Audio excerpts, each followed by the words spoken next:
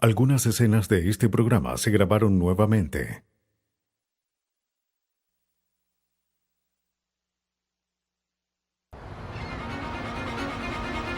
En Miami, un jugador universitario de fútbol y su amiga son golpeados hasta morir. Los investigadores reúnen pequeños fragmentos de la escena del crimen a fin de hallar evidencia que apunte al culpable.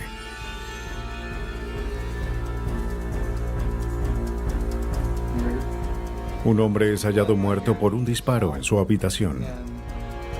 Sin un sospechoso evidente, los investigadores recurren a los más cercanos a la víctima y revelan un sorprendente secreto. Cuando los celos y el deseo motivan a un asesino, su desesperación es evidente tanto en sus crímenes como en sus esfuerzos por no ser descubierto. Pero la ciencia forense puede descubrir los errores más pequeños y resolver crímenes pasionales.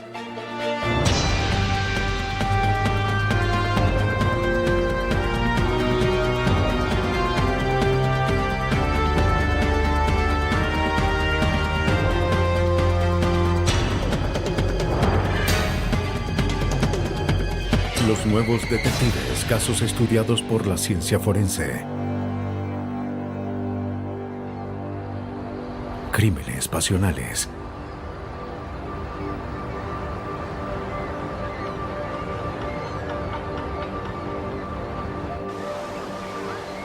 Miami Beach, una ciudad seductora con días y noches cálidos que forman el escenario perfecto para el romance. Pero cuando la pasión no es correspondida, los celos pueden llevar al crimen.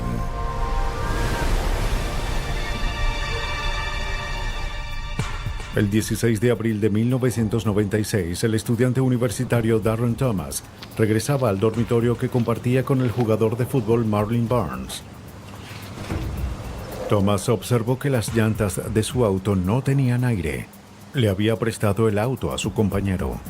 Enfadado, fue a hablar con él.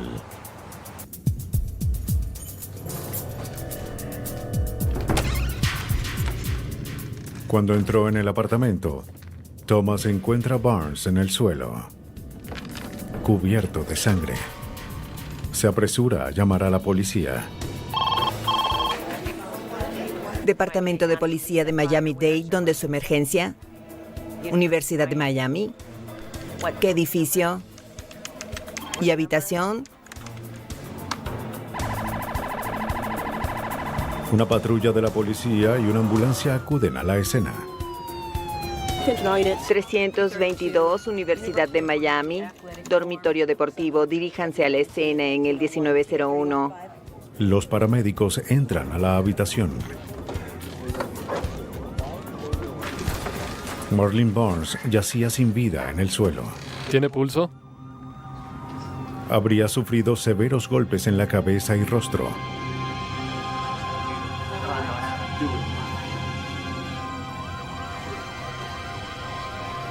Es declarado muerto en la escena. En la habitación, el oficial encuentra otra víctima. Está limpio. Hay una mujer aquí, detective. Una mujer joven también golpeada brutalmente.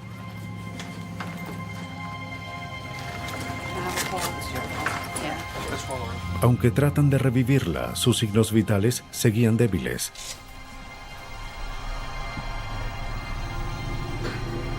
Los paramédicos debían llevarla de inmediato a un hospital. Los fragmentos de hueso, ¿sí? Los forenses llegan a la escena y registran minuciosamente el apartamento buscando pistas. Pero ¿cómo sabe que...? La habitación parecía en orden, señal de que el robo no fue motivo del ataque. ¿Y alguien vive allí con él? Los investigadores hallan astillas de madera y fragmentos de metal cerca de la puerta. Pero las astillas no parecían coincidir con los muebles del apartamento. Parecían provenir del arma asesina.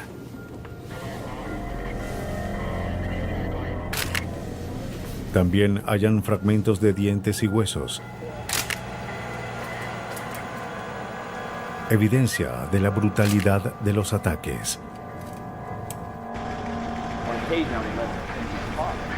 Los investigadores interrogan a Darren Thomas, quien identifica a la víctima como Tinwanika Lumpkins, de 22 años. Por desgracia, tampoco sobrevive.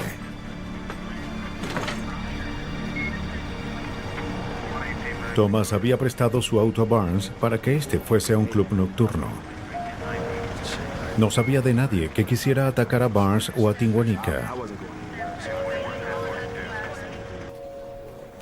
En el Departamento de Policía de Miami-Dade, el detective Thomas Romani trabaja en el caso. Al ver la escena por primera vez, Romani supo que las víctimas fueron atacadas por sorpresa. Pudimos determinar que el ataque fue hecho con un objeto contundente y que tuvo lugar en la puerta principal y continuó en la casa. La mayor cantidad de lesiones ocasionadas a Barnes ocurrieron cuando estaba en el suelo. La autopsia fue realizada en el condado de Dade. Los análisis revelaron que ambas víctimas murieron a causa de un trauma severo.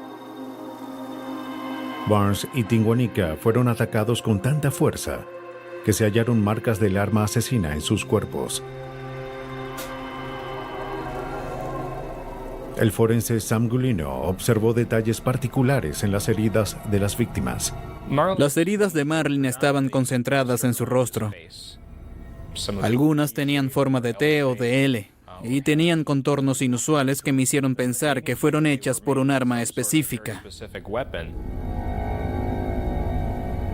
Tinwanika tenía varias heridas, pero eran sutiles y diferentes, lo que indicaba que era o un arma distinta, una parte diferente de la misma arma, o que ésta se había alterado. Tal vez se había roto entre el momento en el que ella fue atacada y Marlene fue asesinado.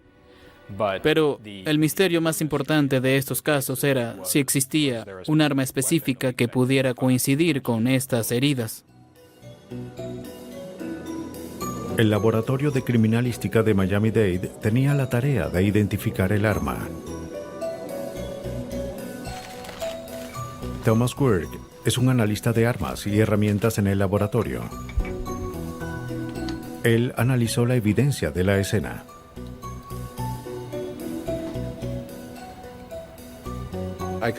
Al observar la madera, pude notar que parecía el guardamanos de un arma.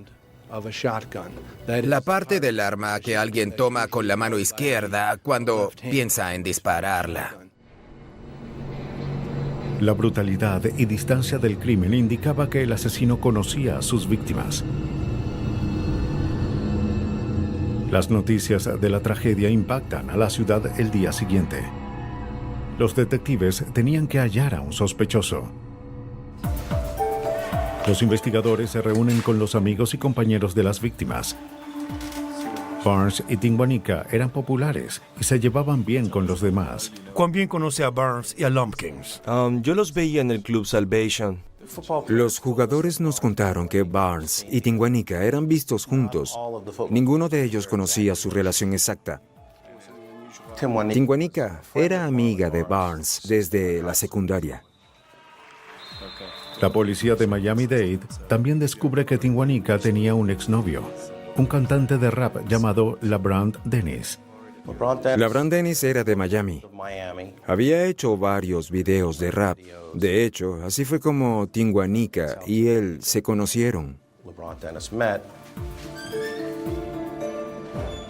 La policía quería interrogar al exnovio de Tinwanika, LeBron Dennis. No esperarían mucho para hacerlo.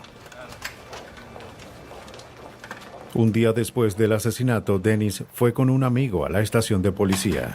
Y su novio, quiero que investigues eso. Ve que puedes averiguar. De acuerdo. LeBron, el exnovio de la chica asesinada, está afuera. Oh, bien, muy bien. ¿Irás conmigo? Perfecto. Me encargaré. El detective Romani sentía curiosidad por lo que podría descubrir. Detective Romani, soy él. Cuando hablé con él, no me pareció que tuviera el estilo de mafioso y tipo rudo que canta rap. Quise venir aquí y hacer lo posible para ayudar. LeBron estaba muy tranquilo, quería saber lo que ocurrió. Me dijo que no tenía ninguna información sobre el caso. ¿Tuvo problemas en su relación con Tinguanica? ¿Problemas domésticos? Me dio algo de información sobre su noviazgo con Tinguanica y por qué terminaron. De hecho, me dijo que no conoció a Marlene Barnes en persona. ¿Usted y Tinguanica? Dennis y Tinguanica salieron por 5 años. Hasta hace una semana nos mudamos de... Rompieron varias veces durante su relación de 5 años. Pero de acuerdo con Dennis, las cosas mejoraban entre ellos. ¿De la casa de su primo? Sí. Estaban en un proceso de reconciliación. Trabajaban en el mismo lugar, vi fotos de ellos y cosas así. Dijo que durmió en la casa de su hermana la noche de los asesinatos. Los investigadores le preguntaron si podían fotografiarlo.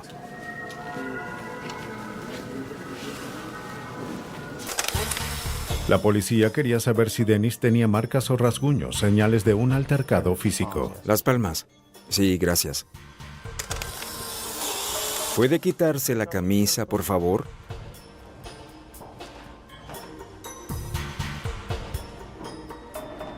Pero no hallaron rasguños o heridas visibles en su cuerpo.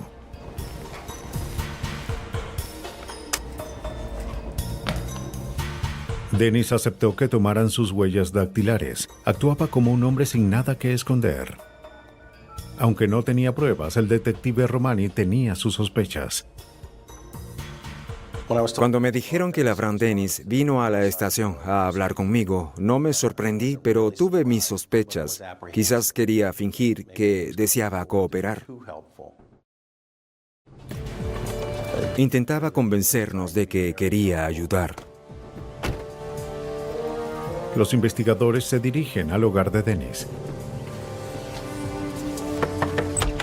Departamento de Policía de Miami. Siguió prestando ayuda. ¿Puedo revisar su casa?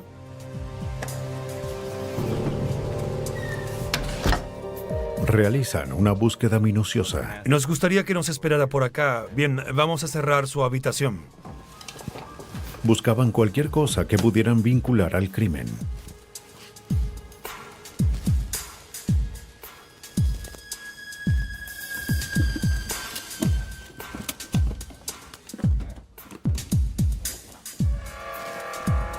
Pero no hallan nada fuera de lo ordinario. Los detectives le piden a Dennis la ropa que llevó la noche anterior. Se examinan las prendas para hallar rastros de sangre, fibras o cabello, pero no encuentran nada. También registran y fotografían el auto de Dennis.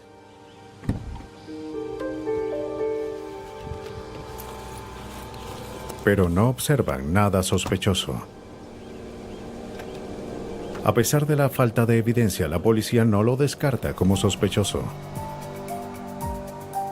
Los detectives debían expandir su búsqueda para resolver el doble asesinato. Necesitaban pruebas sólidas para llevar al culpable ante la justicia.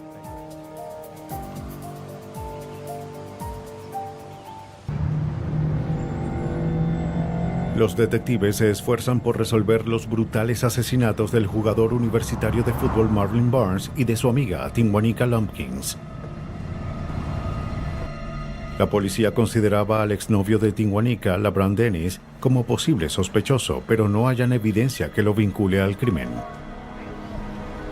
Los investigadores van al club nocturno donde las víctimas son vistas por última vez. Y se detuvo y... En una estación de gasolina, una empleada ve a un hombre sospechoso con una sudadera que caminaba de un lado a otro mirando al club nocturno ubicado al frente. Todo ocurre cuando Barnes y Tinguanica estaban celebrando dentro del club. La empleada se inquieta y llama a la policía. Cuando llegan, el hombre había subido a su auto y dejado el lugar. La empleada dijo que no vio su rostro, pero dio una descripción precisa del auto, incluyendo la marca y el modelo, ventanas polarizadas y la falta de número de placa. Nos gustaría mostrarle algunas fotos. Claro. Los investigadores le muestran fotos del auto de LaBrant Dennis. En la noche puede que... Ella no lo reconoce y estaba segura de lo que había visto. Era un Honda. Este no lo es. ¿Está segura? Sí, lo siento. Bien, cuando tengamos más preguntas estaremos en contacto. La policía debía encontrar el auto y a su conductor. Adiós. Buena suerte. Investigan el pasado de Tinguanica a fin de averiguar quién podría querer lastimarla. Interrogan a varios de sus amigos. Pero no era algo mutuo. Ella quería dejarlo. El detective Romani descubre que la relación entre Tinguanica y LaBrant Dennis estuvo llena de violencia y acoso, muy lejos del rompimiento mutuo que Dennis había descrito. ¿Fue una relación agresiva? Era una relación de control. ¿Una relación de control? Cuando hablamos con sus amigos y conocidos, descubrimos que Tinguanica y LaBrant Dennis habían discutido esa semana y que ella lo había dejado. Ambos tuvieron varios rompimientos y episodios de violencia. Dennis afirmaba que estuvo en casa de su hermana la noche de los asesinatos, pero los detectives no estaban tan seguros. Obtienen los registros telefónicos de Dennis. La mañana antes de los asesinatos llamó a un hombre llamado Stuart Dillard. Los investigadores querían hablar con él. Hola, somos detectives del Departamento de Policía. Agradecemos su cooperación. Nos reunimos con Stuart. Estaba extremadamente nervioso. Había visto las noticias del homicidio y recordó haberle prestado un arma a LaBrant Dennis. Y temía que esa arma hubiese sido utilizada en ese crimen. Stuart Dillard declara que el 14 de abril, un día después de los asesinatos, Dennis lo llamó y le dijo dónde podía buscar su arma y su bolsa.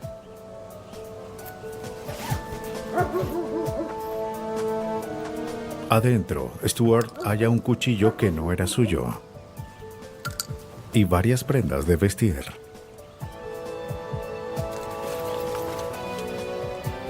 Al observar el arma, Stuart notó que le faltaba el guardamanos. Entró en pánico por lo que había sucedido. Empezó a entender algunas cosas y pensó que de alguna forma sería un cómplice. Stuart le dice a los investigadores que se deshizo de la ropa y que había lanzado el cuchillo por un desagüe.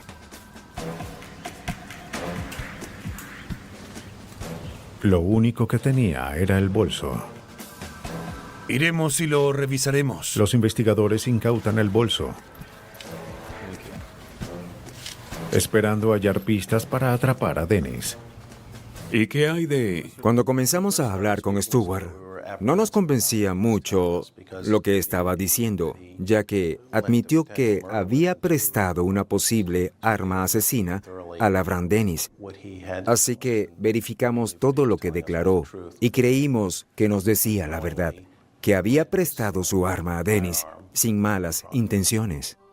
Sí, es un cuchillo. La policía de Miami-Dade revisa el desagüe y encuentra el cuchillo y el arma exactamente donde Stuart indicó que estaría.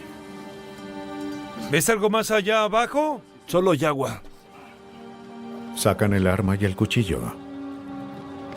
Esto es lo que buscábamos. Volveré allá abajo y veré si hay algo más. Se guardan las armas para analizarlas. Con esta nueva evidencia, la investigación contra LaBrant Dennis se intensifica. La policía interroga a sus conocidos. Jamie Meyer era una exnovia. Hola. Hola, ¿cómo ¿Bien, estás? y usted? ¿Este es su auto? Sí. Ella admite que solía prestar su auto a Dennis. ¿Le importa si tomo algunas fotos? La policía observa que el auto se parecía al vehículo sospechoso visto la noche de los asesinatos. Un oficial fotografía el auto. El vehículo no tenía placa trasera, al igual que el auto visto por la empleada de la estación. Los investigadores vuelven a interrogar a la empleada. Sí, claro.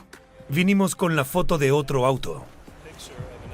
Le mostramos las fotos del auto a la empleada.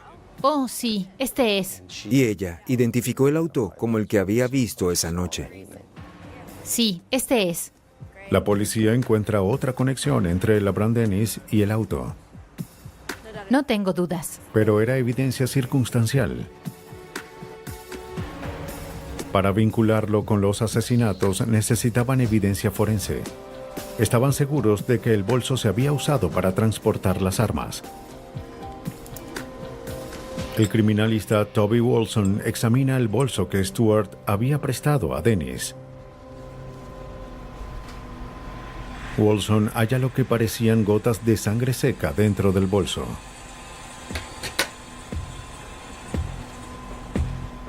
Me pidieron que hiciera un análisis de ADN de las muestras tomadas del bolso. Así que las analizamos y las comparamos con las muestras de la víctima y el sospechoso. Wolson halla una coincidencia entre la sangre del bolso y la sangre de una de las víctimas. Los perfiles de ADN obtenidos de las muestras en el bolso coincidían con los perfiles de ADN de Marlene Barnes, es decir, que esas muestras provenían de Marlene Barnes. Poco a poco, las autoridades formaban un caso en contra de LaBrant Dennis. Los criminalistas tenían evidencia que vinculaba el bolso de Dennis con una de las víctimas, pero necesitaban más que una mancha de sangre para acusarlo de homicidio.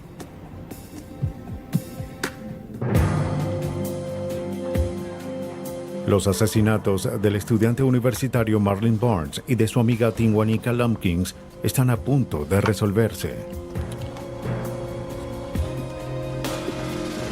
Se habían descubierto varias pruebas, como un cuchillo y un arma, pero hasta ahora nada vinculaba el cruel doble homicidio con LaBrant Dennis.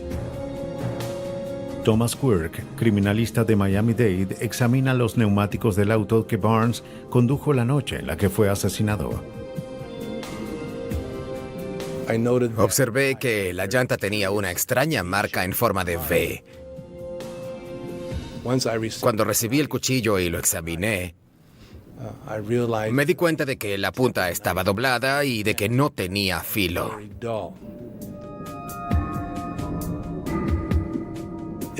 Para probar que este cuchillo hizo las marcas, tuve que punzar la llanta con el cuchillo para ver si se repetían las marcas en forma de V.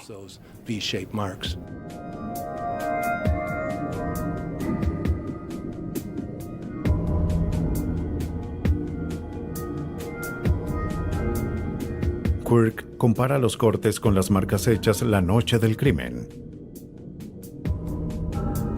Descubre que dos marcas eran completamente iguales y concluye que el cuchillo de Dennis fue usado para cortar los neumáticos del auto. Quirk también examina el arma encontrada en el desagüe. Compara las astillas de madera halladas en la escena con el guardamanos del arma. Es igual que armar un avión o armar un auto de juguete. Hay que tomar las piezas, observarlas, notar los patrones de fractura, las marcas del fabricante y simplemente unirlas y formar una figura. Una vez que lo hicimos, notamos que coincidía perfectamente con la forma del arma. Lo más probable es que esta arma fuera usada para golpear a las dos víctimas hasta morir. Además de las astillas, también se hallaron fragmentos de metal en la escena. El criminalista George Borgi los analiza.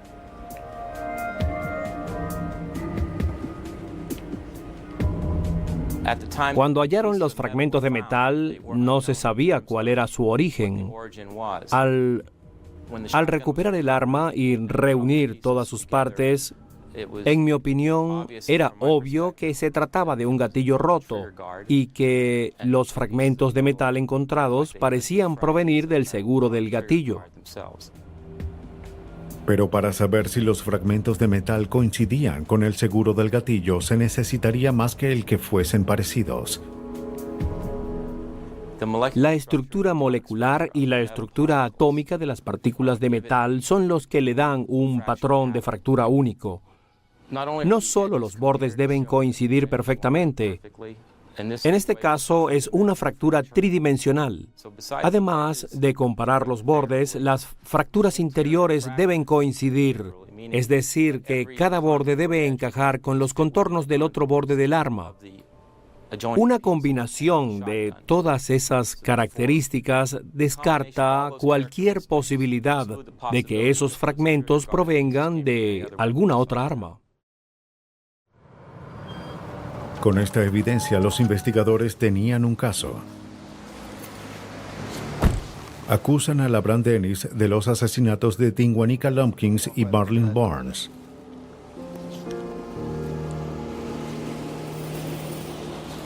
Pero la policía necesitaba evidencia física para probar su culpabilidad. De nuevo, acuden al forense Sam Gulino. Gulino había observado heridas con forma de L y T en las víctimas.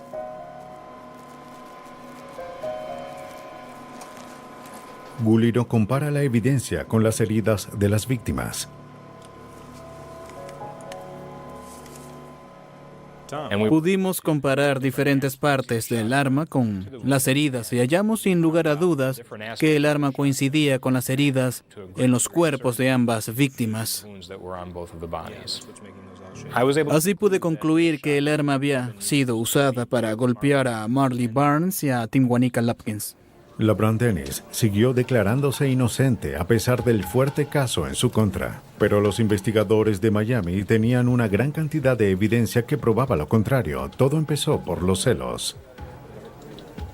Con la evidencia se pudo determinar que LaBrant se había enfurecido muchísimo al enterarse de que Tinguanica buscaba más y más la compañía de Barnes, quien era un jugador muy popular dentro de la universidad.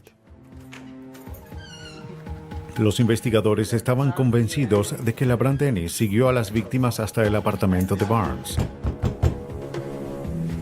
Espera, amor, ya regreso. Está bien. Cuando Barnes abre la puerta, Dennis lo golpea en el rostro.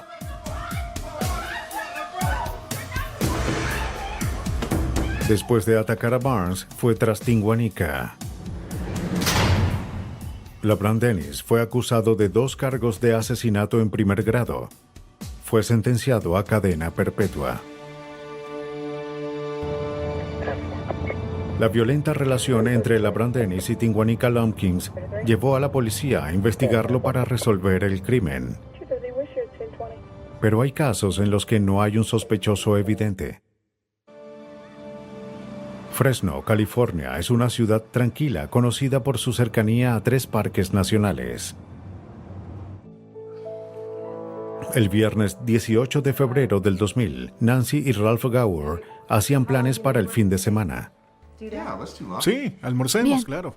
Nancy conduciría hasta su casa vacacional esa tarde. Estarás muy ocupado. ¿Qué te parece si...? Ralph, quien era vendedor de autos, debía estar en el negocio la mañana siguiente, pero planeaba reunirse con ella Gracias. el sábado en la tarde. Los Gower habían estado casados por 12 años. Me adelantaré entonces. Bien. No puedo esperar. Gracias. Tranquila. Esa noche, Nancy condujo sola hasta su casa vacacional. La mañana siguiente, Ralph no fue al trabajo. Preocupada, su empleada va hasta su casa. Pero cuando se asoma por la ventana, lo ve recostado en el suelo. Asustada, trata de llamarlo, pero Ralph no se movía. Policía y bomberos, ¿dónde es su Hola, es emergencia? el 911, Llama ¿no? al 911. No, la puerta está cerrada, no puedo entrar. Alguien debe ayudarlo, pero hay que entrar en la casa. ¿Pueden darse prisa? Los detectives Darryl Green y Al Murieta de Fresno acuden. Un equipo de emergencia había entrado en la residencia y declarado muerta a la víctima en la escena. Ve por ese lado, yo iré por este. Aquí está. En el lado derecho del torso había 2 heridas de bala, pero no había casquillos en la escena. Tiene 2 agujeros en la camisa. Cierto. El área alrededor del cuerpo parecía inusualmente en orden, pero los detectives observan una pequeña cantidad de sangre bajo el sillón que el asesino pudo pasar por alto. A menos que primero estuviera aquí. ¿Ves este polvo aquí? Parece que se movió o se rompió algo. Lo que está bajo la mesa. Algo no está bien. Movieron el sofá. Parece que los muebles habían sido movidos.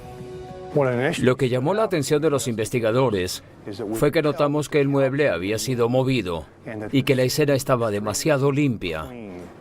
Es decir, que alguien había limpiado la escena del crimen y movido los muebles después de matar a la víctima.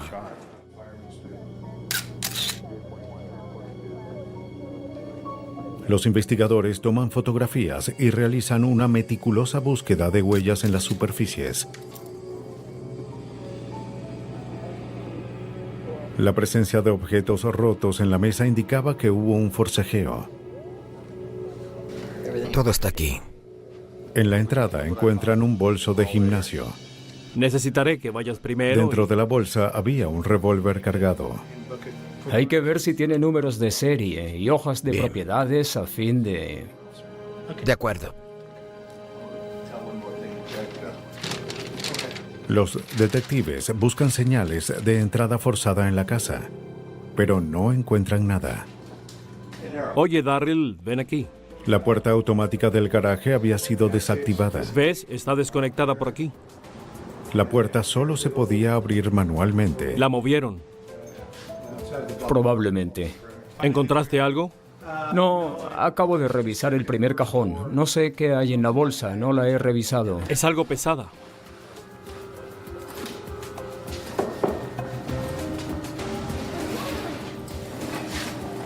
Oh, mira esto. ¿Puedes darle esto a Mickey? Los detectives hallan más armas en el garaje.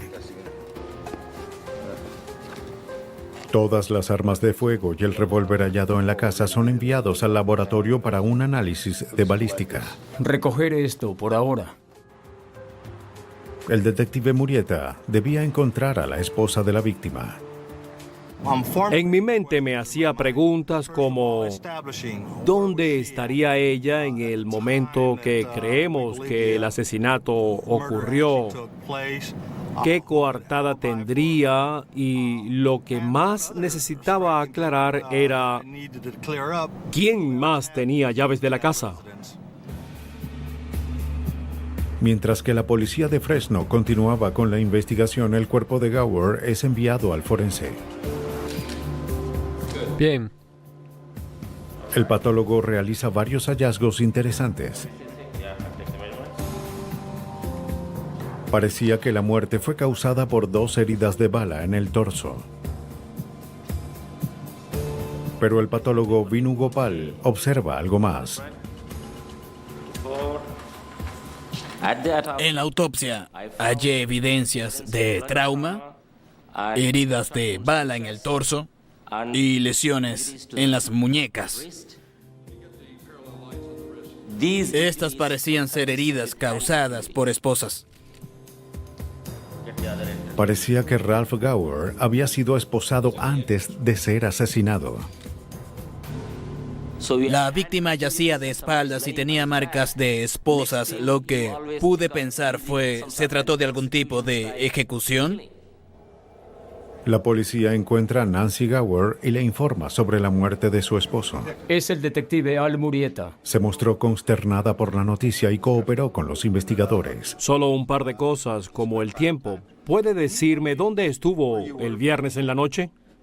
La última vez que vio a su esposo fue la noche anterior, justo antes de salir hacia su casa vacacional. Luego él regresó al trabajo y yo fui a la casa. Ella esperaba que Ralph se uniera con ella después del trabajo, pero nunca llegó.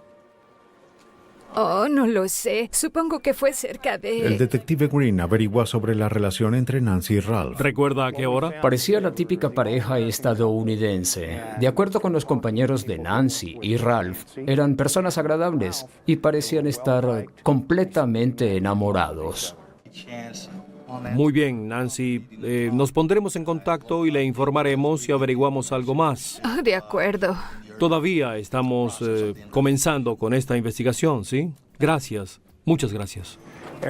Descartamos cualquier posible motivo de homicidio, incluyendo problemas financieros, problemas en el trabajo. Pudimos así descartar todos esos posibles motivos.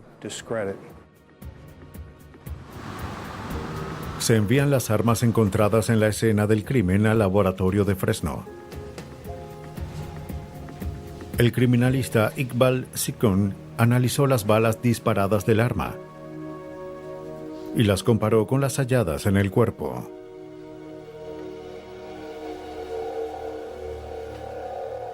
No coincidieron. Pero las características de las balas le dieron a Sikun la pista para atrapar al asesino. Las balas usadas eran de un arma calibre 40.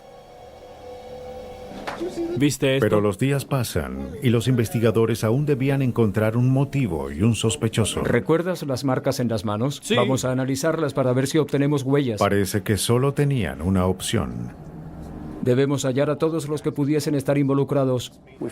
Sentimos que nuestra única opción era investigar más sobre la vida personal de la pareja y someter a Nancy a una prueba de polígrafo para verificar sus declaraciones. Nancy Gower había cooperado durante toda la investigación del asesinato de su esposo. No hallamos un motivo para la muerte de su esposo y debemos eliminarla como sospechosa. Así podemos continuar. Pero los investigadores creían que ella tenía algo que esconder.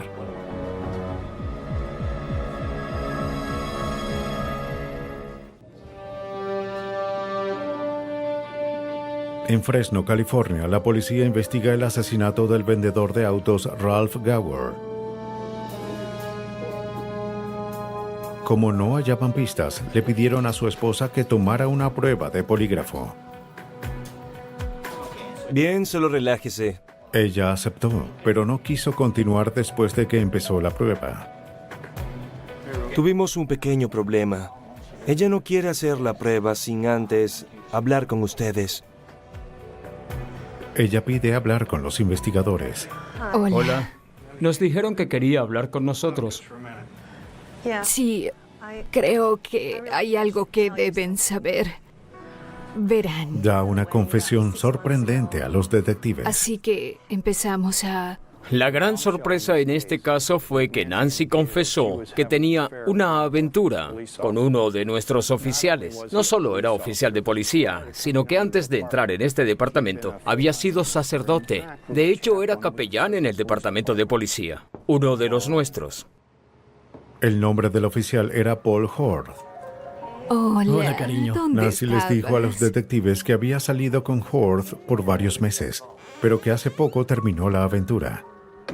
Horth no aceptó el rompimiento y continuaba llamándola. De policía y también es un ministro bautista, así que no quería que nadie lo supiera. Los investigadores se enfrentaban a la posibilidad de que el asesino fuese Cuando uno de los Ralph suyos. estaba en el trabajo solíamos vernos. Luego de su confesión, Nancy tomó la prueba y la pasó. Tenía una duda sobre hablar con... Se crea un equipo de asuntos internos para investigar. Sabíamos que debíamos apresurarnos. Si un oficial de policía era sospechoso de homicidio y seguía trabajando con nosotros en el cuerpo de policía, todos se enterarían. Gracias. La policía observa el registro de horas del personal de la noche del homicidio de Ralph. ¿Hay algo que indique que debió trabajar esa noche? No, a menos que fuese su día libre. Bien, se indica aquí. De acuerdo con el registro, el oficial Horth y su compañero estaban de servicio en el día del asesinato. Más tarde le informaremos. Gracias. Bien. Cuando los investigadores hablan con el compañero de Horth, dijo que no había trabajado esa noche y que no firmó la hoja de entrada. Hablar con usted. ¿Trabaja con Paul Sí, Horth? así es. Bien, ¿acaso estuvieron...? Parecía que el oficial Horth trató de cubrirse. La policía procede a interrogarlo. Hola, Paul. Hola. Sargento Green, de homicidios. ¿Qué tal? Él es el detective Murieta. Queremos hablarle sobre la muerte de Ralph Gower, ocurrida hace una semana. De hecho, esperaba que me llamaran. ¿En serio? Sí, miren, yo no hice nada. Horth admite la aventura, pero niega haber cometido el crimen. Sé que rompí algunas reglas, pero no asesiné a nadie. Sí, eso fue lo que pensamos. Nos preguntábamos si podíamos hacerle unas preguntas. ¿Trabajó el 18 de febrero? Sí. ¿Y dónde estaba? Sí, estaba patrullando la universidad. Dijo que había estado patrullando ese día. Y disolvió una pelea. ¿Y su compañero? Le preguntaron por su compañero. Era el oficial Andre Benson. ¿Él estaba de servicio? No, firmé por él, pero no estaba allí. Ah, ¿no se presentó? Firmé por él, pero no se presentó. Bien. ¿Podemos ver su casillero? Cuando le preguntaron si podían registrar su casillero y su vivienda, aceptó. ¿Puedo ver su arma? Está bien, de acuerdo. Perfecto, bien. Salgamos de aquí para poder... Bien, ¿puede colocarse aquí? Bien. Se llevaron su equipo de policía, así como su uniforme.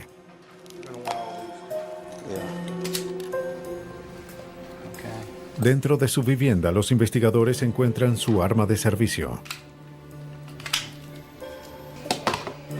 Era una Beretta calibre 40.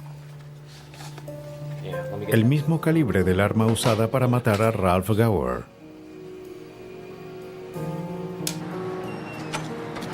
Los criminalistas Iqbal Second y Gary Corner analizan el arma.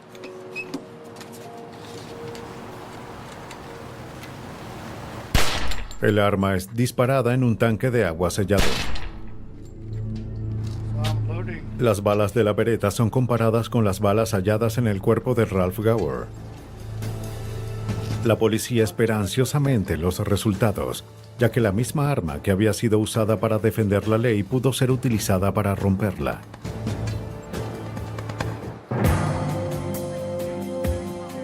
La policía de Fresno investiga al oficial Paul Horth. Creían que había asesinado al esposo de su examante Nancy Gower. El criminalista Iqbal Second compara las balas disparadas del arma del oficial Horth con las que causaron la muerte de Ralph Gower.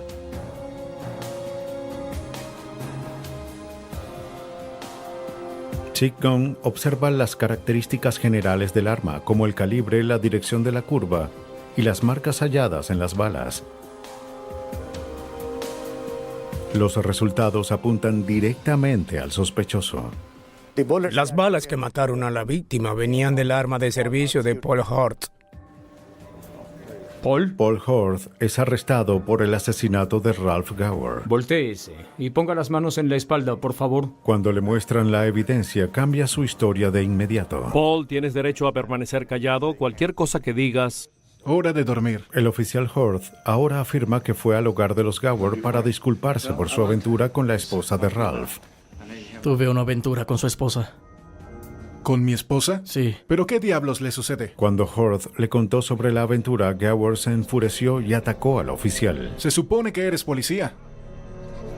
¡Que eres un imbécil! Dijo que durante la lucha Ralph tomó su garrote. Tranquilo.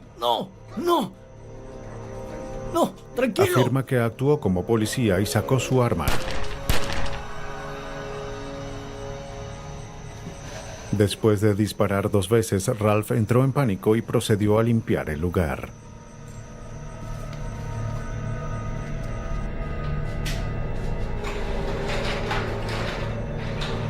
Cuando terminó, salió por el garaje y regresó al trabajo.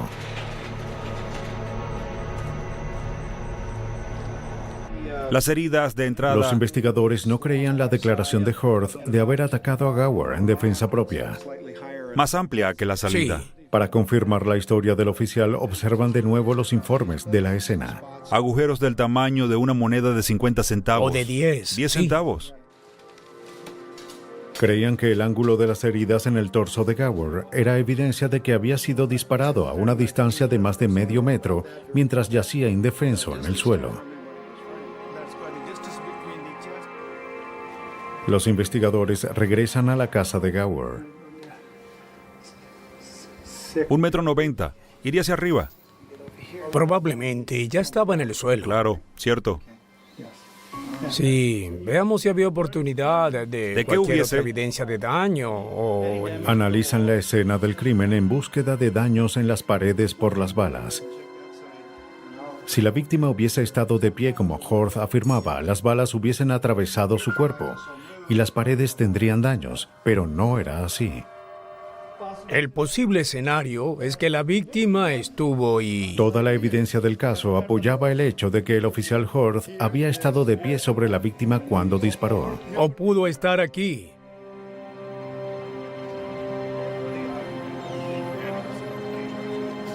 A pesar de la aplastante evidencia, los fiscales saben que los jurados suelen dudar en declarar culpable a un oficial de la ley.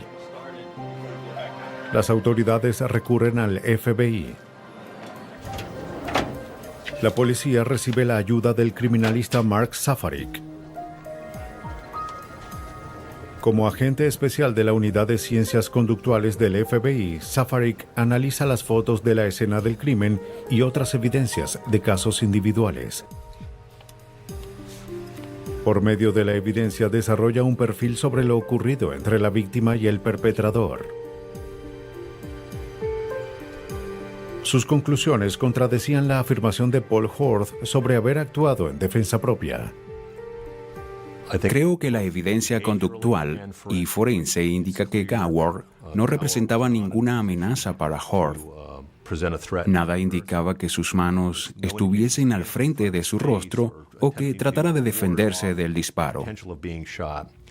Y el hecho de que las heridas fuesen hechas tan cerca del área del corazón me indica que probablemente estaba inconsciente en el momento de los disparos.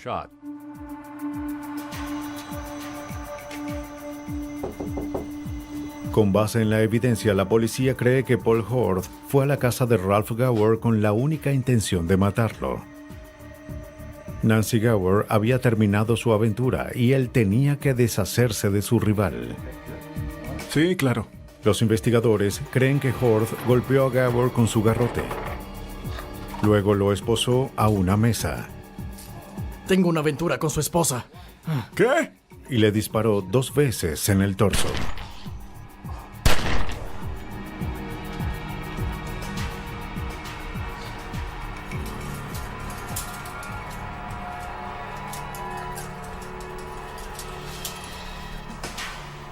Los investigadores concluyen que Horth actuó solo y que Nancy no sabía cuáles eran sus intenciones.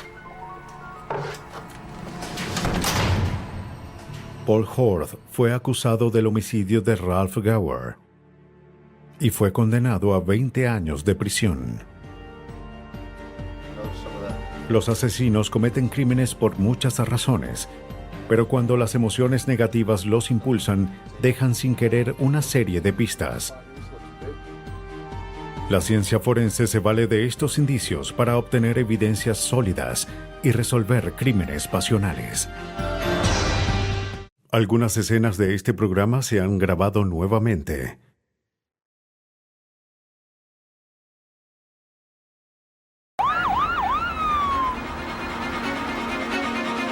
En Nueva York, una madre joven es brutalmente asesinada en su cocina.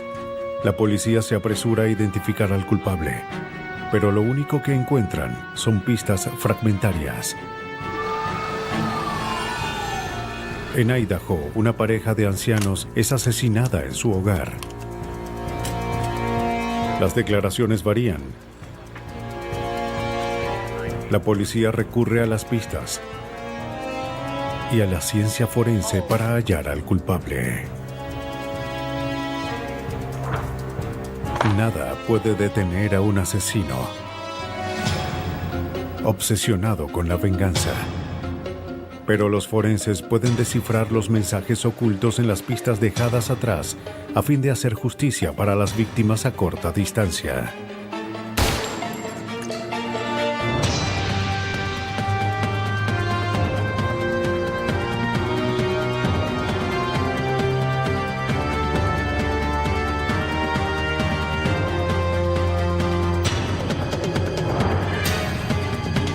Los nuevos detectives. Casos estudiados por la ciencia forense. A corta distancia.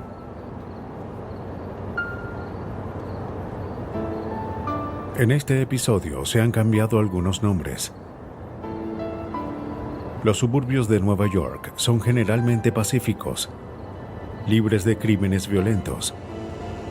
Pero en enero de 1997 todo cambia.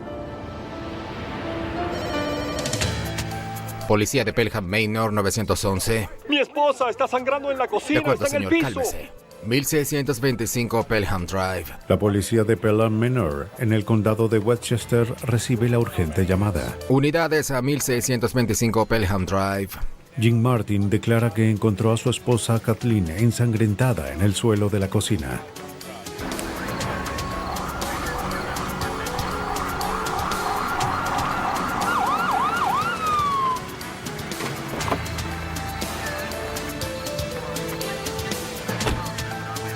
Déjenme pasar.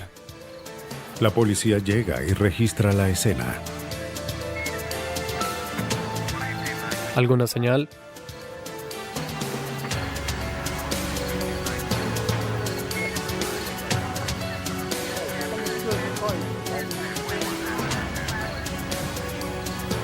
Una mujer de 32 años fue disparada en el rostro y apuñalada.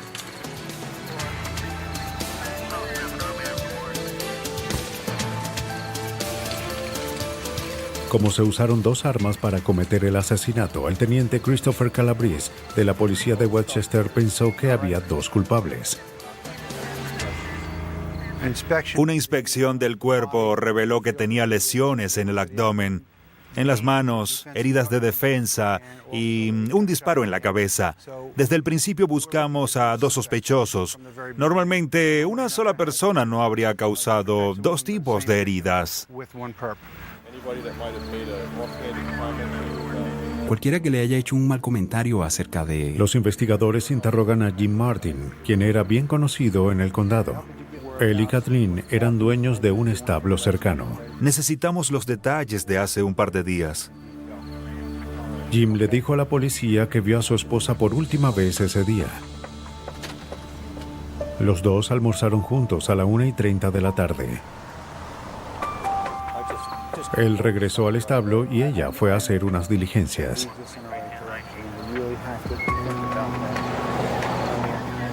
Cualquier detalle, cualquier cosa que pueda decirnos algo. Jim coopera y accede a ir al departamento de policía para ser interrogado.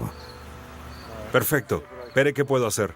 Se envía el cuerpo al forense para su autopsia. La policía encuentra huellas ensangrentadas en el suelo de la cocina. Teniente. Encontré una huella ensangrentada. Bien.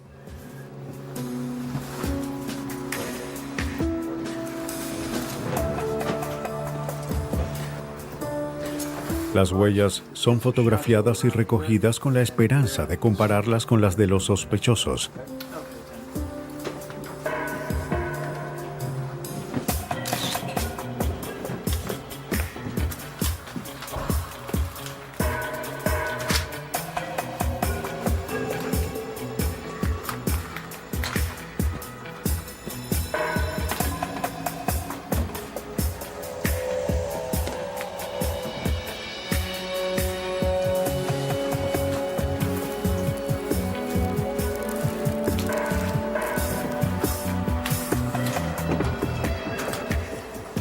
Para los forenses, las huellas parecían ser de una bota de vaquero.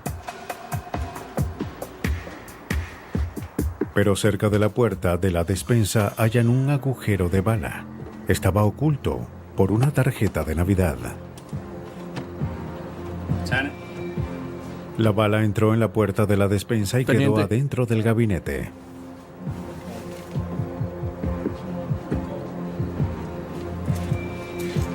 Detective, ¿le tomarán fotos a esto?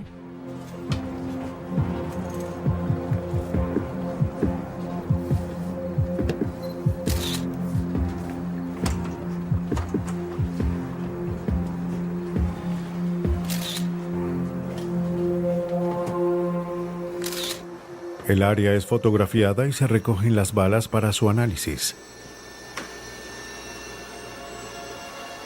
No había señales de entrada forzada y no se había activado la alarma.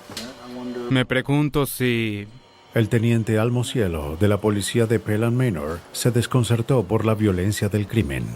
Quedé muy sorprendido porque no es el tipo de lugar donde ocurre un homicidio. Me preocupé mucho por la familia.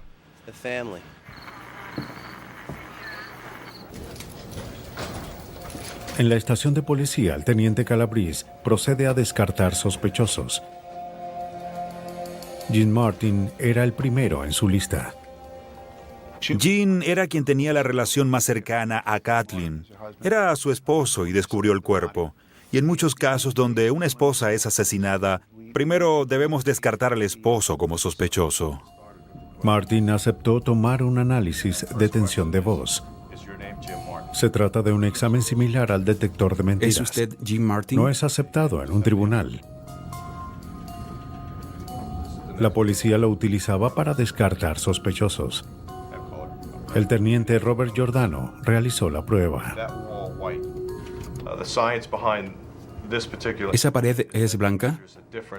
Lo interesante de este instrumento es que detecta diferencias en la respuesta vocal. Existe un patrón en nuestras cuerdas vocales y cuando aumenta la tensión, el patrón presenta cambios, como podemos observar. ¿Asesinó a Kathleen? No. A través de preguntas de sí y no, Giordano determina que era poco probable que Jean Martin fuese el culpable. Cooperó en la investigación y dio detalles importantes. El cuerpo de Kathleen llega a la oficina del forense del condado de Westchester. El doctor Louis Rowe realiza la autopsia. Hace un examen de rayos X al cuerpo. Determina que una bala entró en el ojo izquierdo, atravesó el cráneo y salió por la parte de atrás de la cabeza. La bala entra en la despensa y se detiene en un instante. Había residuos de pólvora en la piel. El asesino de Kathleen estaba a menos de 1 metro cuando jaló el gatillo.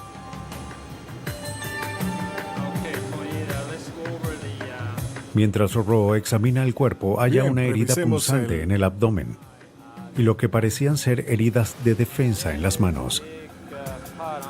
Hay una lesión grande en el abdomen y eso... De acuerdo al tamaño y forma de la herida, parecía haber sido hecha por un cuchillo de hoja curva. Halla el casquillo de una 9 milímetros en el suéter de la víctima. Era otra evidencia de cuán cerca había estado el asesino de la víctima. La ropa de la víctima es enviada al experto forense Ted Schwartz, ya que los asesinos habían estado muy cerca de Kathleen al atacarla. Examinó el suéter en búsqueda de fibras o cabellos de los asesinos que se hubiesen transferido al momento del crimen. El suéter estaba hecho de un material acrílico. Vi desde el principio que las fibras del suéter eran muy frágiles. Así que supe que los sospechosos podrían tener rastros de esas fibras. Y definitivamente, eso fue un buen punto para empezar con la búsqueda. A fin de hallar las fibras en la ropa de los sospechosos, la policía debía identificarlos. Schwartz y su equipo usan una luz alterna para diferenciar las longitudes de onda de los colores del suéter. Cada uno usó anteojos de diferentes colores, rojo, naranja y amarillo. Cuando el color de la luz coincidía con el color del suéter, las fibras se volverían fluorescentes y solo uno de ellos podría verlo. Es 635. Nada importante. Y 670. Las fibras del suéter se volvían fluorescentes al ser observadas con los anteojos naranja. Eso es bueno. Sí. Sabía muy bien que eso haría el análisis más fácil para mí debido a la fluorescencia y el hecho de que podría detectar fácilmente ese tipo de fibras en los objetos que después observaría. Los investigadores esperaban que en algún lugar de Westchester los asesinos aún tuviesen las fibras del suéter. Pero para la policía, su identidad aún era un misterio.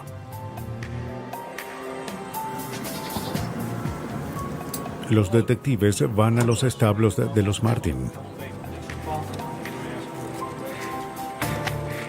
Una empleada les dice que Kathleen era una instructora de equitación muy popular, Bueno, hace 2 semanas. pero que podría haber alguien que quisiera lastimarla. Alguien incendió el remolque del caballo y pintó un graffiti. Unos meses antes del asesinato, el remolque de un caballo fue incendiado en el lugar. El nombre de Kathleen aparecía pintado en graffiti. Los trabajadores creían que el acto de vandalismo fue hecho por el ex empleado Carlos Cajigas. Gracias, que tenga un buen día. Gracias. Pero no había evidencia que lo vinculara al crimen, así que no lo acusaron. Encuentran a Carlos Cajigas para interrogarlo.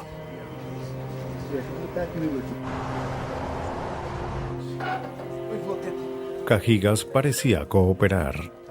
Dijo que Kathleen era como una madre para él. Nunca la lastimaría.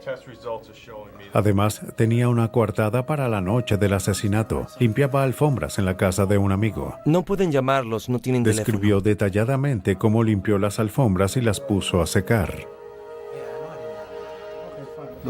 Lo que me sorprendió al principio fue su extrema cooperación, hasta el punto que nos llevó a dudar, ya que al hablar con alguien o interrogarlo, hay 2 tipos de personas. Están los que dan información y los que tratan de convencernos de lo que dicen. Y él estaba entre la categoría de los que trataban de convencerme. ¿Hoy es martes? Sí. Aceptó tomar la prueba de tensión de voz como había hecho Jim Martin. No. El teniente Giordano de nuevo realizó el examen. ¿Sabe quién asesinó a Kathleen? No. Giordano no estaba convencido. Realicé el examen y al momento supe que no lo había pasado. No se podía presentar el análisis como una prueba en un tribunal. Los investigadores creían tener un sospechoso, pero aún debían vincularlo al crimen.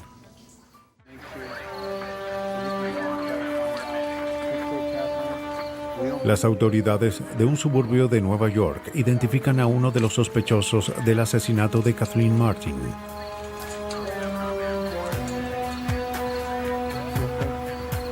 Su nombre era Carlos Cajigas. Había sido despedido del establo de Kathleen y su esposo. No pasó la prueba de tensión de voz, pero eso no servía en un tribunal. La policía no tenía evidencia sólida. Necesitaban más. Antes de liberarlo, le pidieron revisar su auto. Guardémoslo y luego lo regresamos, ¿sí? La policía toma varias prendas de ropa y limpia el interior con una aspiradora para hallar cabellos y fibras. Los investigadores interrogan a los amigos de Cajigas. Tomen asiento. Pasamos hoy por acá ya que queríamos hablar un poco sobre Carlos. ¿Es su amigo? La pareja dijo que él pasó la tarde con ellos limpiando alfombras y que no se marchó hasta la noche. ¿Y qué hacían? ¿Qué hacía él aquí? Bueno, últimamente ella insistía en que debíamos limpiar, así que... Bien. Los investigadores le dijeron a la pareja que aún buscaban a otro sospechoso del homicidio. Así que solo ustedes 3 estaban limpiando las alfombras. Sí, él estuvo aquí. Pero la pareja mantuvo su historia. Agradecemos su cooperación. Estaremos en contacto en caso de ser necesario. Claro, no hay problema. El teniente Calabrese tenía sus sospechas. La versión de la pareja sobre lo que él y ellos habían hecho al limpiar la alfombra fue diferente de su propia versión. El teniente Calabrese estaba seguro de haber identificado a uno de los sospechosos, pero no tenía evidencia en su contra. ¿Él se los explicará? Verifican los antecedentes de Cajigas y encontraron que tenía antecedentes por hurto y posesión de propiedad robada. $500 y se obtuvo una orden de registro. Además, solía tener un cómplice, un hombre llamado Michael Fernández. 10 minutos. De acuerdo. Las autoridades no tenían muchas evidencias, pero deciden interrogar a Michael Fernández. Nos iremos en 10 minutos. Queríamos saber dónde estaba el 6 de enero. Carlos ahora está abajo. Me contó todo lo que pasó. Le dijeron que habían arrestado a Carlos y que sabían que estaba involucrado. Fernández confiesa. Quiero que diga la verdad. Fernández admite que él y Cajigas planearon robar a los Martin por semanas. Dijo que esperó en el auto mientras Cajigas entró en la casa. Solo estábamos de paso. Cuando Cajigas regresó, le dijo que disparó y apuñaló a Kathleen, ya que ella quiso activar la alarma. Cajigas le dijo que se deshiciera de una 9 milímetros y un cuchillo. La policía no creía que Fernández estuviese contando toda la verdad.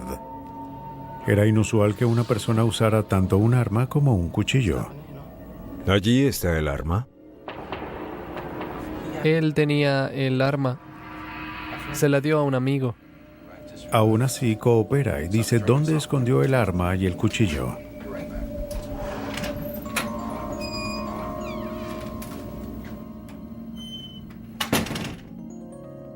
La policía encuentra un cuchillo de hoja curva, igual al arma usada para herir a Kathleen. No tenía huellas identificables ni sangre. ¿Es esa? Michael Fernández es arrestado y acusado de complicidad en un caso de homicidio.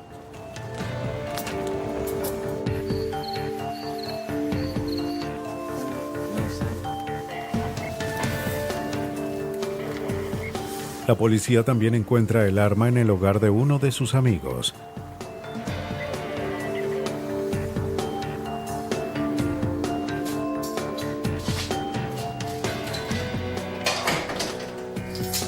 El experto en balística no halla huellas ni sangre en el arma.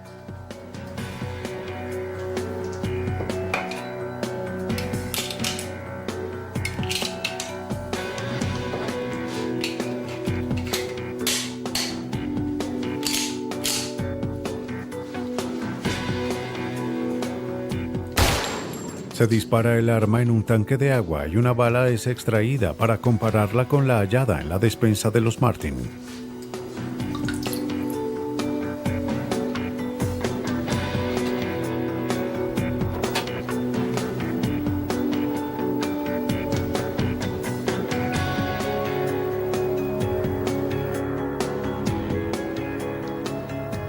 Los surcos y marcas formados en la bala mientras salía del cañón fueron consistentes con los de la otra bala.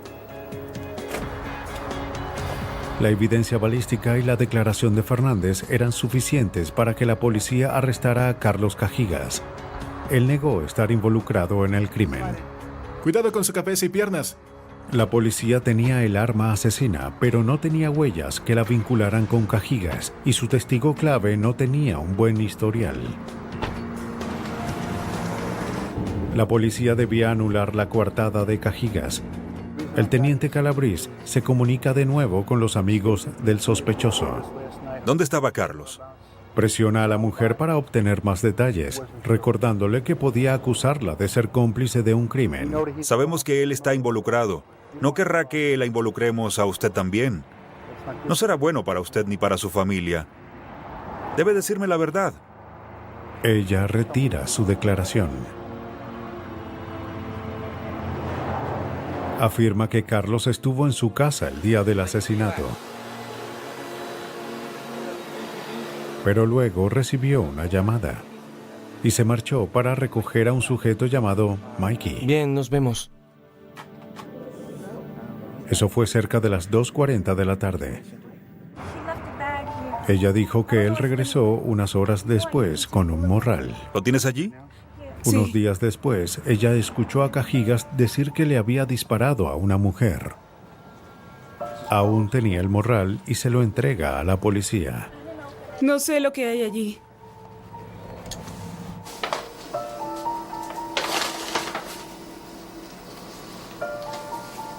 La experta en ADN, Mary Eustace, examina un par de guantes hallados entre los contenidos del morral. Descubre manchas oscuras que parecían sangre. Las manchas resultan positivas para sangre humana. Se envía la muestra para una prueba de ADN, pero los resultados tomarían tiempo. La policía esperaba que Ted Schwartz descubriera algo con la evidencia. Todos los objetos, incluyendo los guantes y las muestras tomadas del auto de Cajigas, son enviados para que Schwartz los analice. Si los guantes estuvieron en contacto con el suéter de Kathleen, era probable que aún tuviesen algunas de sus fibras. Se exponen hebras de los guantes a una luz alterna. Él conocía la longitud de onda específica para que apareciera la luz fluorescente en el suéter de Kathleen. Brilla como un cartel luminoso.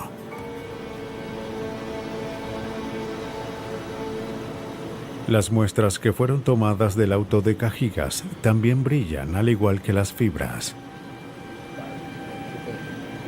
41 fibras halladas en los objetos del sospechoso coincidían con las del suéter de la víctima, pero eso no era todo.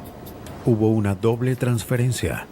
En las prendas de Kathleen se hallan fibras de los guantes de Cajigas. La evidencia probó que Cajigas cometió el asesinato. Pero los investigadores creían que Michael Fernández estuvo también involucrado en el crimen, pero no tenían pruebas. La policía arresta a 2 hombres por el asesinato de Kathleen.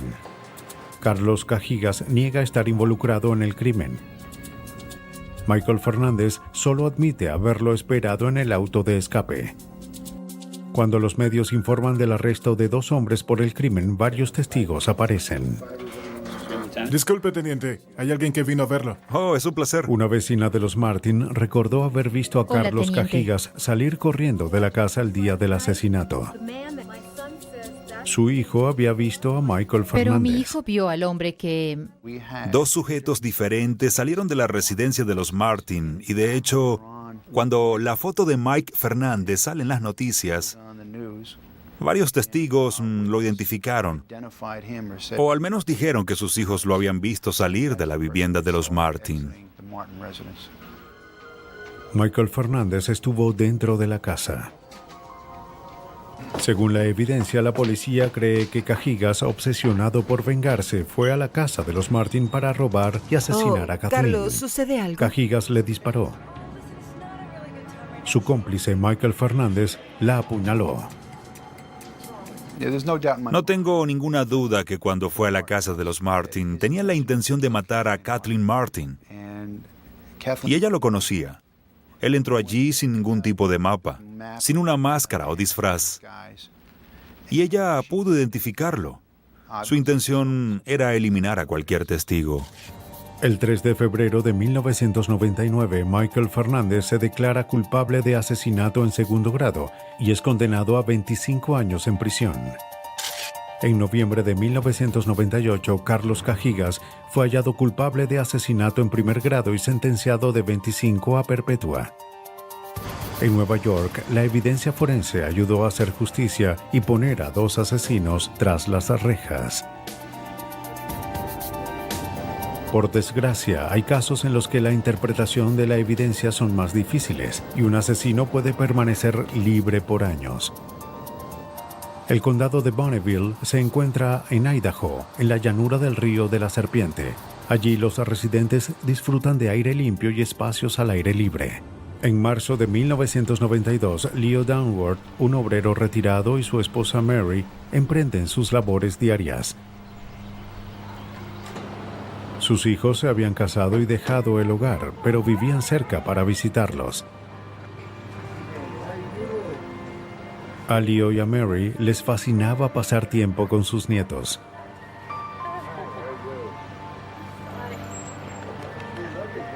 Era un periodo en sus vidas en el que tenían que apreciar cada día.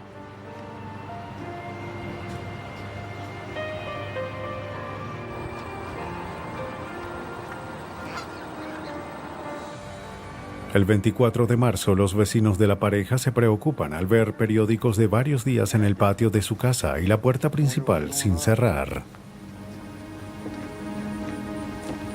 Adentro, ¡Leo! descubren la escalofriante verdad. Leo Downward yacía inmóvil en el suelo de la sala. El vecino observó sangre.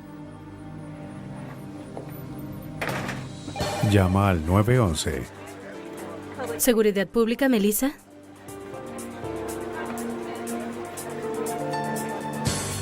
Los investigadores del condado de Bonneville acuden a la escena, incluyendo al sargento Kim Marshall y el detective Víctor Rodríguez.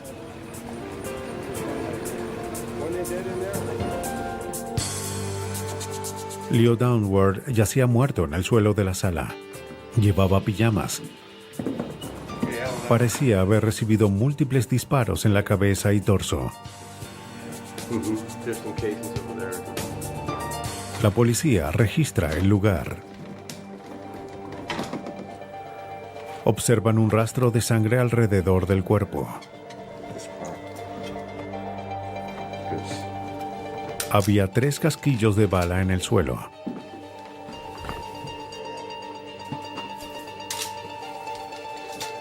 Se fotografían y recogen los casquillos.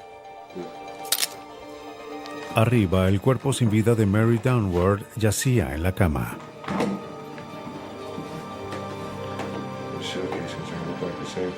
Parecía que también había recibido múltiples disparos. No había señales de entrada forzada. El intruso no dejó huellas. El sargento Marshall tenía una teoría. Cuando llegamos a la residencia, notamos que el señor Downard estaba abajo. Yacía cerca del sillón. Arriba, en la habitación principal, encontramos a la señora Downard. En ese tiempo pensé que habían abierto la puerta a alguien que conocían, ya que fueron asesinados en la noche. Obviamente iban a acostarse y cerraron la vivienda para ir a dormir, y alguien los llamó para que les abriera la puerta.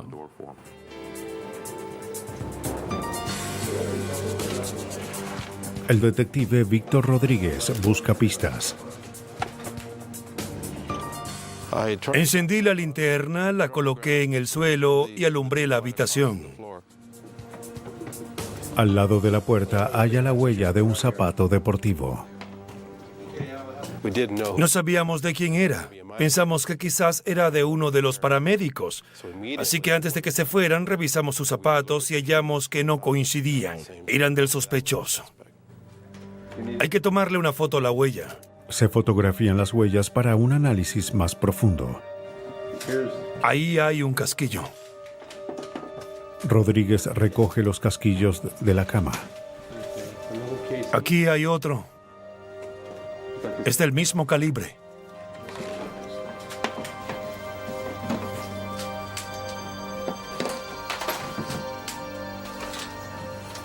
Afuera, los investigadores encuentran una huella legible en el lodo. Parecía coincidir con la huella hallada en la habitación. Hacen moldes de yeso con las huellas. Una vez que atraparan al sospechoso, esperaban vincular sus huellas a la escena.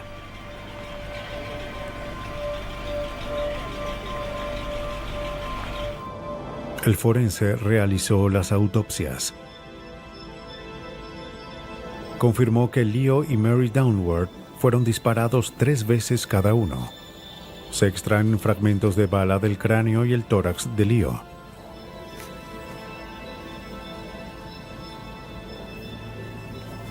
Mary también recibió un disparo en la cabeza. El último disparo sorprende al forense.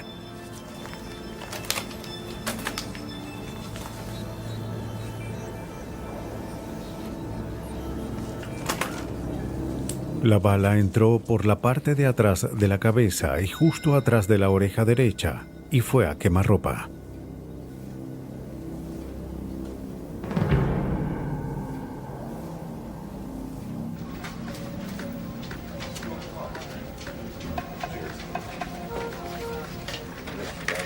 Señor Downard, lamento su pérdida, pero tengo que hacerle unas cuantas preguntas. El sargento Marshall interroga a los hijos de los Downward para saber si conocían a alguien que tuviese problemas con ellos. Su hijo dijo que no conocía a nadie que pudiera haberlo hecho. Son mormones muy devotos. La pareja era querida en la comunidad e iban siempre a la iglesia. Dígame, ¿hay problemas vecinales? ¿Había algún vecino que tuviese problemas? Para Marshall, los asesinatos fueron brutales y sin sentido.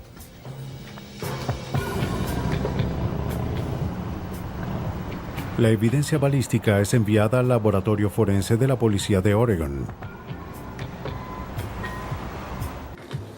El teniente Rocky Mink examina la evidencia. En el caso Downard, comparamos balas halladas en los cuerpos con los casquillos encontrados en la escena del crimen.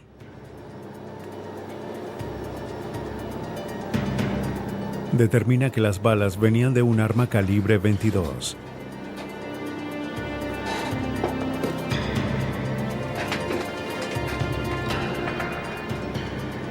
Los casquillos provenían de un rifle calibre 22.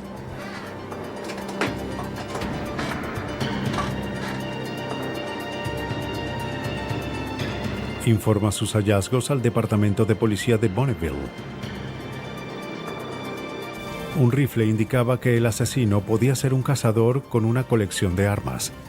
Le habría resultado difícil ocultarla. La policía se preguntaba si el culpable estaría preocupado en esconderla. La policía de Idaho buscaba al sujeto que asesinó a Leo y Mary Downward en su hogar. Las únicas evidencias eran una huella de zapatos y una bala y casquillos de calibre 22. Los investigadores se dirigen al vecindario buscando respuestas. Hola, soy el detective Rodríguez de la policía de Bonneville. ¿Puedo hablarle un momento? Claro. Un vecino había Venga, visto a por un favor. hombre cerca el día de los asesinatos. Su nombre era Robert Buchanan, un empleado local que tenía su propio negocio. Si recuerda algo más, ¿podría llamarme? Buchanan cortaba el césped de muchos en el área, incluyendo los Downward. El sargento Marshall verifica el historial de Buchanan para averiguar si tenía antecedentes. Según los informes, Buchanan amenazó a su esposa con un arma calibre 22, el mismo usado en el asesinato de los Downward. Rápidamente se convierte en el sospechoso principal de King Marshall. Lo consideramos sospechoso al principio del caso debido a que, según declaraciones de los vecinos y una verificación de antecedentes, averiguamos que tenía un historial de violencia. Con una orden, los investigadores registran el apartamento de Buchanan. Recogen varias prendas, incluyendo un par de zapatos deportivos. Pero no hallaron ninguna arma. Se enviaron los zapatos al laboratorio de la policía de Idaho. Allí, la criminalista Donna Shepardson Mead compara las fotografías de las huellas encontradas en la escena con los zapatos de Buchanan. Pero era difícil hacer una comparación exacta de ambos elementos. La fotografía era a color. Estaba algo desenfocada. La cámara estaba inclinada hacia un lado de la impresión y no se incluyeron escalas en la imagen. Normalmente se usa una escala para hacer una ampliación individual. Shepardson Mead pudo determinar que la huella hallada en la habitación tenía el mismo diseño que los zapatos de Buchanan, aunque estos últimos parecían muy grandes. Esperaba que las impresiones de yeso que fueron tomadas sirvieran para hacer una mejor comparación. Se extrae una huella del zapato usando polvos secantes y papel transparente.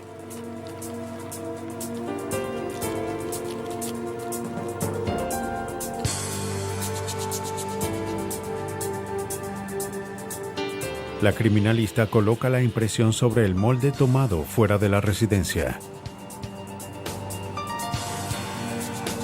El diseño coincidió una vez más, pero los zapatos parecían más grandes que los de la escena. No era lo que esperaban los investigadores, pero aún creían que Robert Buchanan era el culpable. La policía amplía su búsqueda. Varios testigos declaran que el padre de Buchanan tenía una colección de armas y que Buchanan lo visitaba constantemente.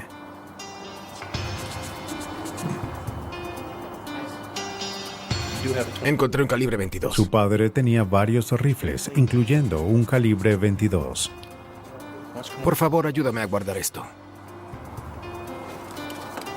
Obtienen permiso para analizar el arma.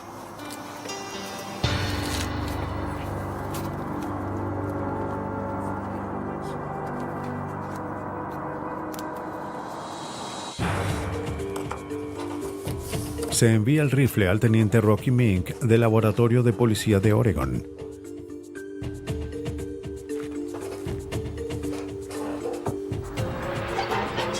A fin de determinar si los casquillos encontrados en la escena y los fragmentos hallados en la autopsia venían de este rifle, Mink tuvo que dispararlo varias veces.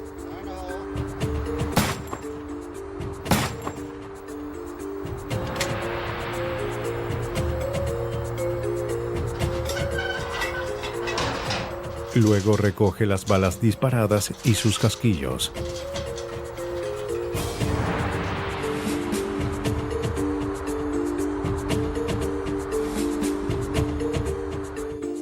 Examina las balas con un microscopio.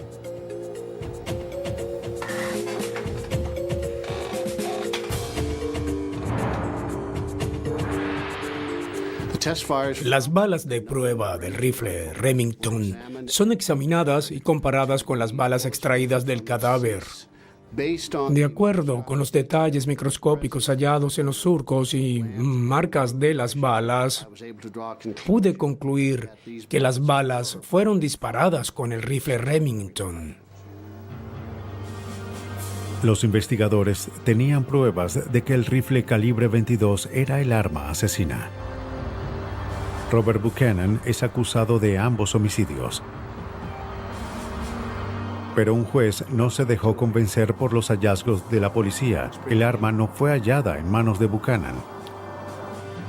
Y la comparación entre sus zapatos con las huellas halladas en la escena no arrojó resultados.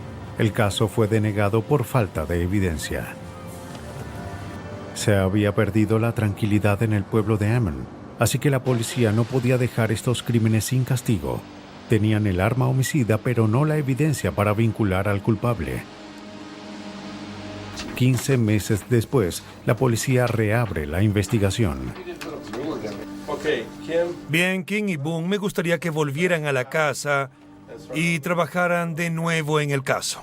Se asigna el caso al detective Víctor Rodríguez. Las declaraciones de los testigos lo ubicaban en el lugar y algunos dijeron que las huellas eran de sus zapatos. Los investigadores revisan la evidencia por si pasaron por alto alguna pista.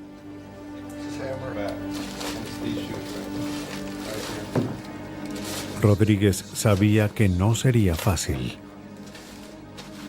Fue uno de los casos más difíciles para mí, ya que tuvimos que empezar desde el principio. Tuvimos que volver al inicio de este caso y omitir todo lo que habíamos averiguado antes y empezar con el sospechoso más indicado en ese tiempo.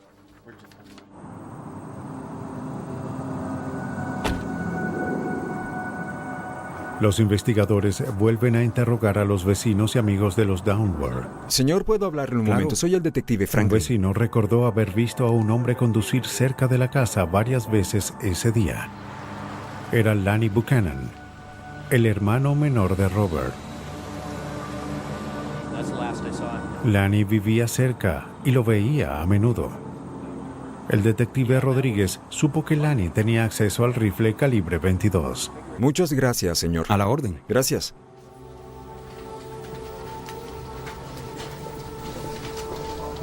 La investigación toma un giro inesperado. Mientras más seguí este caso, mientras más lo investigué y me centré en Lenny en la investigación, fue como un rompecabezas que se completó. Y Lenny era la pieza faltante. Mientras más averiguaban sobre él, más sospechoso les parecía. Muchos lo describieron como alguien lento para aprender y con un carácter violento. Y había más. Cuando se difunde que Lanny era sospechoso de los asesinatos, la policía recibe una información inusual.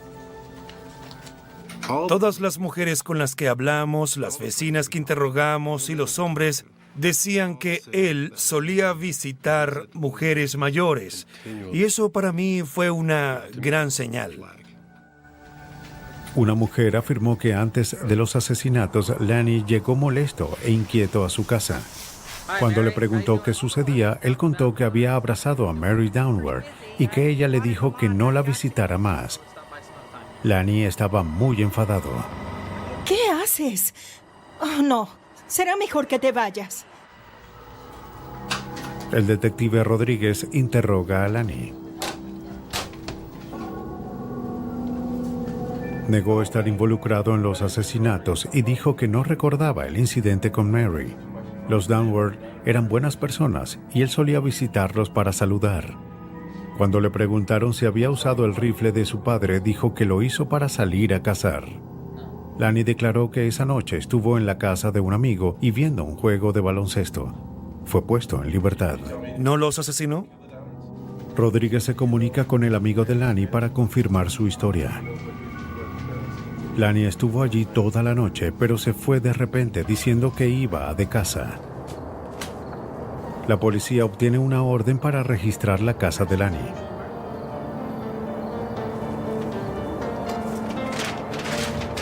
En el closet de su habitación descubren un par de zapatos idénticos a los de su hermano Robert.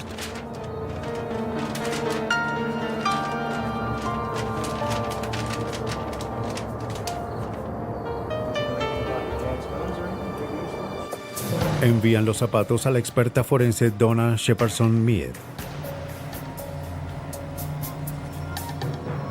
Ella los compara con el molde tomado afuera de la vivienda de los Downward. El tejido y el patrón de la suela eran consistentes con los zapatos de Lanny.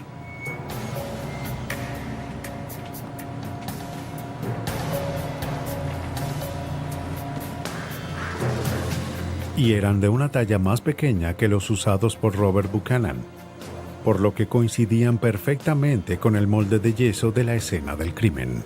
Descarté el par de zapatos más grande, el de talla 43. No pude descartar el par de talla 42.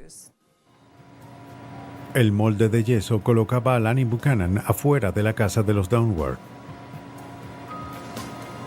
Pero él confesó haberlos visitado a menudo. Los investigadores necesitarían pruebas de que él había entrado a la casa a fin de arrestarlo. La policía de Idaho tenía un nuevo sospechoso en los asesinatos de Leo y Mary Downward. Los zapatos de Lanny Buchanan coincidían con las impresiones encontradas afuera de la residencia. Pero había que ubicarlo adentro de la casa para asegurarse de que tenían al culpable. Los investigadores no desaprovecharon las fotos tomadas dentro de la casa. Las envían a Eric Greenwade, un reconocido matemático del Laboratorio de Ingeniería de Idaho. Primero, Greenwade escanea las imágenes hacia su computadora. Corrige las fotos tomadas en la habitación a fin de compararlas con los zapatos de Lanny y Robert. Había muchos problemas con las primeras fotografías que nos enviaron. El primero era el ángulo de las fotografías que no fueron tomadas directamente encima de la huella. Segundo, no había un objeto con el que pudieran compararlas a fin de obtener medidas, así que fue difícil obtener una medida exacta. Tenía que ver el molde directamente. Luego usó un programa especial para crear una referencia matemática con las medidas de las fibras del suelo de madera.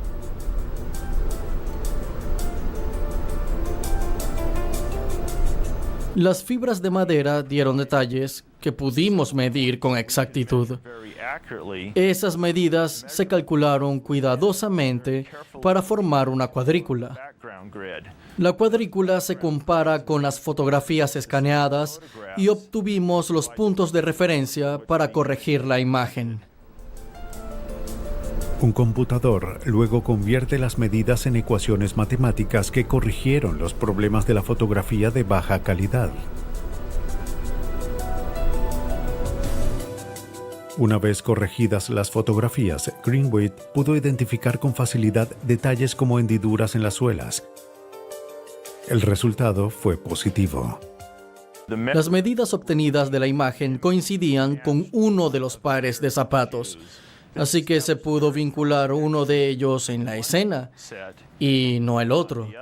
Además, en la impresión dejada en el suelo había ciertas imperfecciones que coincidían con las imperfecciones de ese par de zapatos. Año y medio después de los asesinatos, Lanny Buchanan es arrestado y acusado de 2 cargos de homicidio en primer grado. De acuerdo con la evidencia, la policía cree que Lanny Buchanan asesinó a los Downward porque Mary lo había rechazado.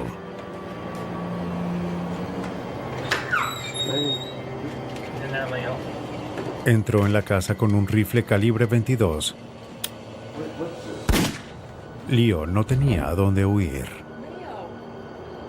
Mary estaba arriba. Los disparos la habían despertado. Pero no tuvo tiempo de levantarse.